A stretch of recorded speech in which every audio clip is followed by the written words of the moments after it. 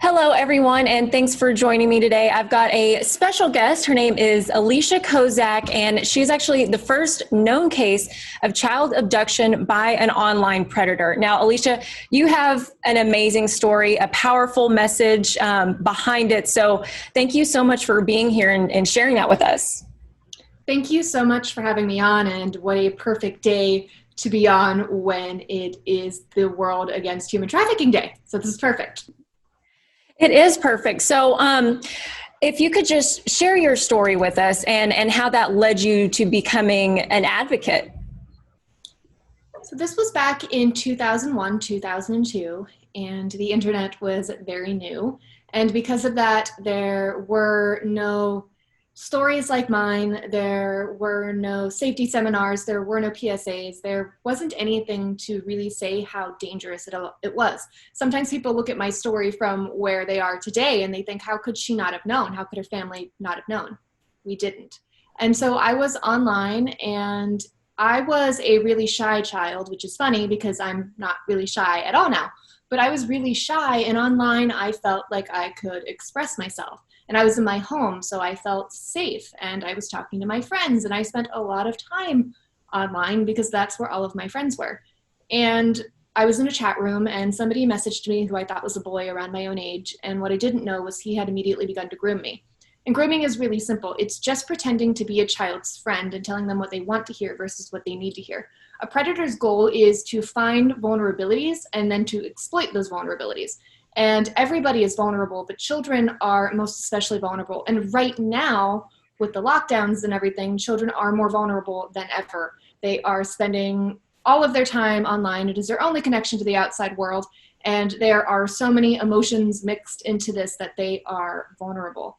And because the kids are home, the predators are also home, and it leaves these children to be really kind of like sitting ducks. And that's why it's so important to have these conversations with them.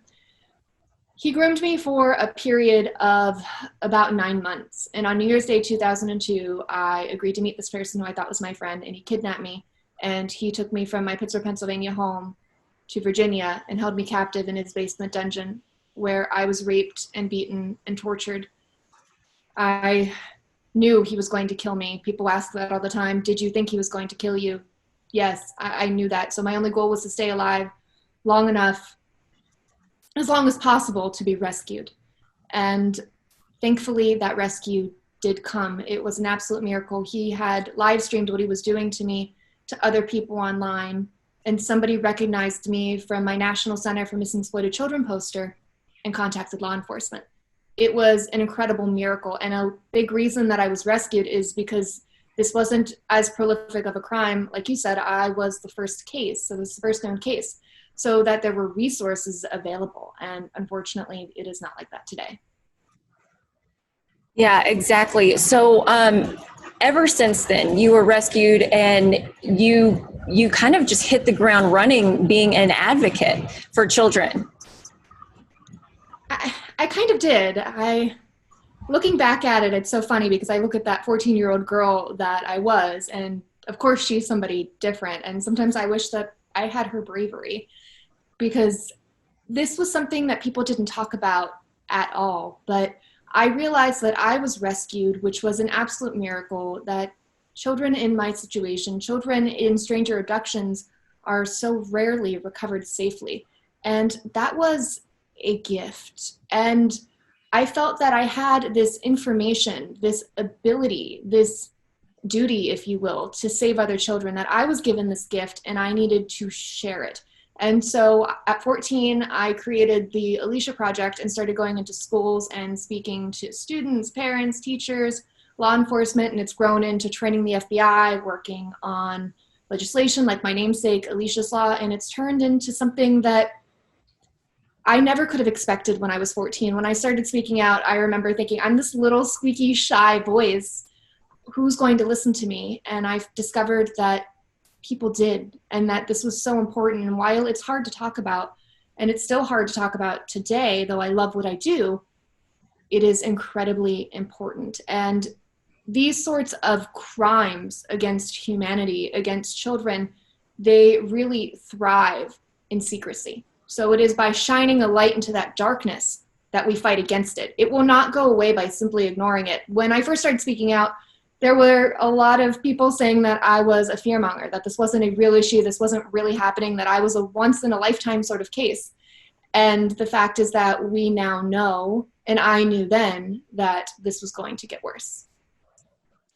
Yeah, and it happens everywhere. I think, we think, oh, you only see that on TV, you only see that in the big cities, but it happens in every community, small communities, large communities. What advice do you have for people out there who are still kind of in disbelief that it's happening in their own area? Well, there's a lot of what ifs out there. What if, what if, what if? And what I can tell you is what is, and it is happening in your community. And this is something that does happen elsewhere as well. It happens everywhere. And that we all have the ability to stand up and fight against this. I learned at a very young age that there was so much evil in this world. There's truly heinous, awful things that happen to people that are done by other people. But there's so much more good.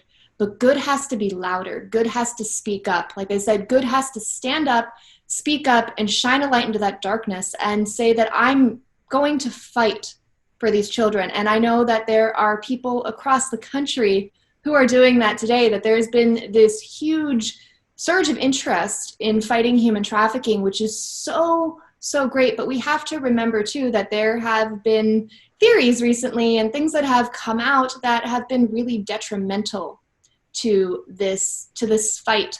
So it's important that if we're going to talk about it, that we are having the right conversations. And it's also important to know that, yes, it is happening in your community, but while it is happening in your community, to know that there are organizations within your community who are fighting this. So reach out, ask how you can help, volunteer, donate, be involved. I love to know something that always warms my heart so much. And every time I speak, every time that there is an event, I think about the fact that today, this very likely would not have happened to me. And because of the work that we are doing today, because of the speaking up, because of the choosing to make a difference, there are children, I promise you, there are children that you will have saved. There are children that you will have rescued because you've added your voice. And that, yes, you may be a small piece of this puzzle potentially, but that piece, without that piece, the picture isn't complete. You need to be a part of it. And I'm so grateful that people are talking about this now. Like I said, when I was 14, nobody was talking about it. And now we are talking about it, and that is one of the greatest ways to fight it. However, talking about it, you need to have the right conversations, but it's also not just about talking. We have to think about what are we actively doing. A thing for me that's always been so important is to create real life actual change, to not be a part of the chatter, but to be a part of the change. And so I've done that through various ways, through my work, through supporting survivors, through supporting people who have missing family members, but also through efforts like Alicia's Law, which helps to fund the Internet Crimes Against Children task forces and the people who fight these sorts of crimes that happen to our children online. They are so completely underfunded right now, and that's what Alicia's Law provides. And it's currently passed in 12 states, Texas being one of them. That always makes me so happy when I'm like, yay, got it, check. And 2020 was going to be a huge year for this, and then we all know how 2020 turned out, so I'm looking forward to pushing this next year or whenever the soonest I can is, because like I said, it's about making those real actionable changes, and just know that those actionable changes, they do save lives. You are saving a life. And I hope everybody who shares something today or goes and marches or gets involved in some way goes home and they pat themselves on the back and they say, go me. I did something today. I'm making a difference. And I'm just so proud of you. And I'm excited to have you all join this fight. Definitely. And now, you talked about sharing the right information, the accurate information. I guess it's so important, but what are some of the ways that sharing not so factual information can harm this fight, something that you're working so hard for? Well, for example, the latest theory that sort of took the world by storm, it caused people to look in the wrong places and to not only share the wrong information, but to share harmful information. People were sharing images of children and saying, look at how awful what is happening to these kids is. They were exploiting children further without maybe really thinking about it. So that's something to be really mindful of. The other part of that was that people were sharing missing posters and just portions of them, that it wouldn't have really been all that helpful in the first place, but they were sharing missing posters and these children weren't even missing. One of them was, and people, they stopped looking for her. That information's not out there. This young girl isn't getting the help that she needs. It was used to push something, which is so heartbreaking. But the direct impact of this is that when I was creating a video and I was doing research on this particular theory and figuring out and trying to be like, okay, a lot of this doesn't make sense, but it has to make sense. So there's an answer here. Let's figure it out. And so I was researching the children that were on these posters, and I was looking into it and trying to make sense of it. And what I discovered was that the National Center for Missing Exploited Children website, their search engine was kaput. It was down. And so that is one of the most important tools that we have. Children are rescued so often because of their posters. I'm one of them. So to take that potential miracle away was heartbreaking. And that happened because there was such a huge influx of queries on that website. And it wasn't helpful. So we have to be mindful. We have to think about the information that we're putting out there. The other part of this, and I was thinking about this earlier, is that people are sharing these really graphic, descriptive sort of posts and information, and that's important to share what is going on and the actual horrors of it, but just try to remember that there are survivors who are reading this. There are people who are maybe considering telling their story. There's people who desperately need support, and that message that we're sending out there today will either encourage them to come forward, to speak out, to get help, or it will cause them to retreat. So there's so much power in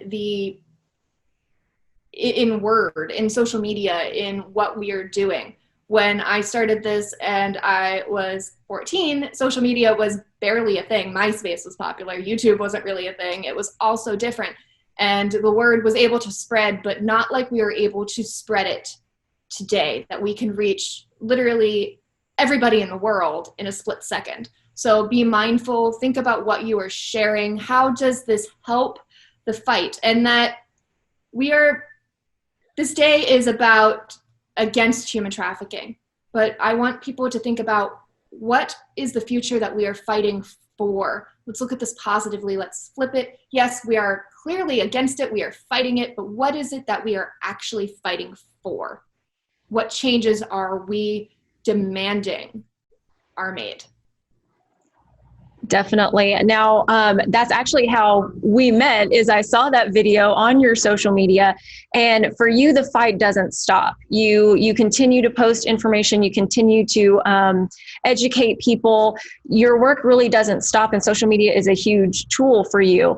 But you're talking about, looking towards the future. What do you see is in the future for this fight? Well, so many voices being added to the fight, bring it out of the darkness. It will cause people to potentially think twice before they jump into something that is harmful. We most certainly will focus on educating the children. While there is no amount of anything that anybody can do that causes them to be blamed for a situation like this, there are steps that people can take, that children can take, to prevent this from happening in the first place. So giving children those tools, that's my big focus, is to empower children to make the right decisions, and that if something does go wrong, to get help. So it is really communication, and effective legislation is such a huge part of this as well. So communication, education, and effective legislation are the like 3 things that I've always really focused on. And the effective legislation are laws like Alicia's law that I really do hope to see passed in every state very soon, that these law enforcement officers need these resources. Some of these states don't even have one full-time Internet Crimes Against Children task officer, that they are so overworked and underfunded. And this is a crime that can happen to any child, to anybody, anywhere. We are so focused with this virus that is hopefully outside of our home, and we are terrified that it's going to come in. We're washing our hands, we're wearing masks, we're doing all of these we're taking all these preventative measures. But what I want people to realize is that that predator is already in this device or in the gaming system. The predator is already there. All the predators are already online. It's just a click away. So to provide your children with the tools necessary to keep themselves safe, to talk about the dangers. And it's not about scaring them. Again, it is about empowering them. Yes, you do want to scare them a little bit because you need to know what to protect yourself from. We teach kids to put on their seatbelt. We teach them to look both ways before they cross the street. This is another conversation that just needs to be thrown into that this is how you stay safe conversation that we often have with our kids. Now it's uncomfortable. It has to do with sex. It has to do with some really dark, horrible, disgusting stuff. But we have a lot of uncomfortable conversations with our children, and this is another one. The third thing that is so important is to have an open line of communication with your child and to let them know that they can come to you with absolutely anything at all. I've spoken to so many kids over the years, and so many of them are afraid to come to their parents to ask for help if something does go wrong, because they are afraid that that device will be taken off of them. And right now, that is their only connection to the outside world. So if you take away their phone or their tablet or their gaming system, what are they going to do? That's all their friends. That's their whole world right now. So it is a real concern for them. So to let them know that that isn't part of the equation, that you will sit down and solve this problem together in a calm as possible, rational manner. You may want to be freaking out internally, but that you are not disappointed in your child, you are not mad at them, you are proud of them for coming forward. The other part of this is that you need to monitor what your children are doing online. And it's not about being sneaky, although it sounds that way, because you do need to be able to pick up their device and go through it. So many parents don't even know the password, not only to the different social networking sites that their children are using and the different applications, but to the device itself. So you must know those passwords. You must be able to pick up that phone at any time and be able to go through it. And it's not about getting your child in trouble. If you find out that your child did something that kids do and kids make mistakes, those aren't the battles that you pick. It's if something goes really wrong, if your child is being harassed online, if they're being threatened, if they're being cyberbullied, if they're being sexually exploited, if somebody is grooming them, those are the cases where you absolutely step in. Definitely. Now, like you said, there's a lot of bad online, but there's also a lot of good and a lot of good resources out there. And your website is one of them. How can people connect with you on social media, on your website? Give us all the details. Absolutely. Please feel free to reach out. I am always willing and happy to speak to you. I have a lot of parents who reach out who have missing children or something is going on at home, and just being able to guide them through that I am a real person and that this is what I live and do. So my website, which has a bunch of different safety tips on it and videos, is www.aliciakozak.com. And then you can find me on Facebook, Twitter, Instagram at ITS. So it's, don't ever make your screen name, it's very confusing, but at it's Alicia Kozak.